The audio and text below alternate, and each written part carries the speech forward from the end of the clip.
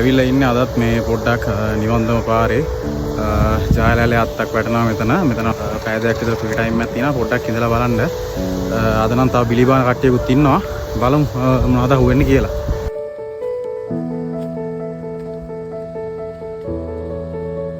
මං ගෙනාවේ ඇඟවලට කුරුල්ල සාලෙෝයි කපල ගහන්න. ඊට පස්සේ පාන් ගෙනාව කොරලින්ට ගහනවා කියලා අංකල් කෙනෙක් මට කිව්වා. මම දන්නේ නැහැ ඒක චෙක් කරලා බලන්න කියලා. ඉතින් පාන් කෑල්ලකුත් තරන් ආවා.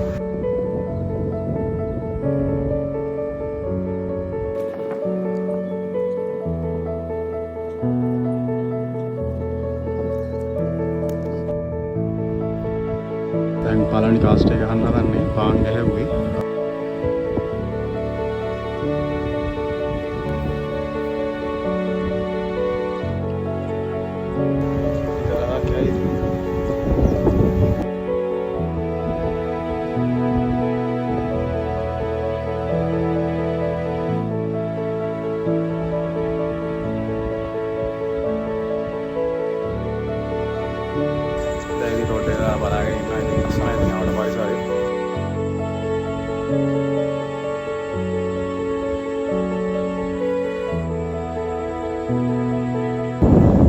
බලන් ඉන්නවා පරිසරය නම් හරිම සුන්දරයි. ඉතින් ෆිෂින් වල තියෙන ඉතින් සොඳුරුම දේ තමයි මේ පරිසරයත් එක්ක මේ වගේ ඉන්න පුළුවන් එක.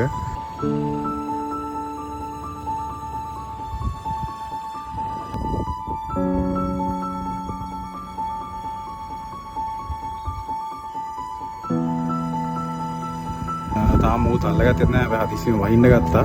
සමහර විට ඉතින් අද ඉක්මනට ගෙදර යන්නත් වෙයි. බලමු.